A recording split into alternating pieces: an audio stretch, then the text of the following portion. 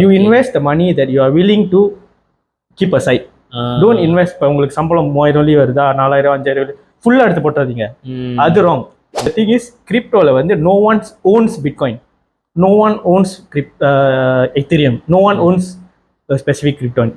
So யாருமே உங்களுக்கு control பண்ண முடியாது. நீங்கள் எவ்வளோ தான் வாங்கணும் எவ்வளோ தான் வெளியாக்கணும்னு யாருமே கண்ட்ரோல் பண்ண முடியாது.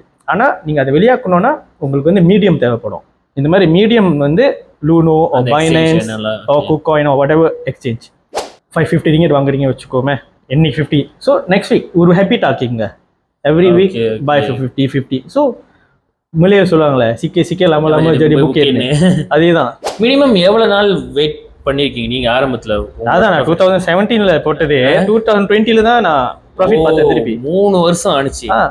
ஆனா நான் என்ன பண்ணேன்னா என்னோட நிறைய பேர் என்ன மிஸ்டேக் பண்ணுவாங்கன்னா அந்த மாதிரி இறங்கணும் 0 ஆக போகுது நான் பாதியோட எடுத்துருவாங்க. நான் அது மிஸ்டேக்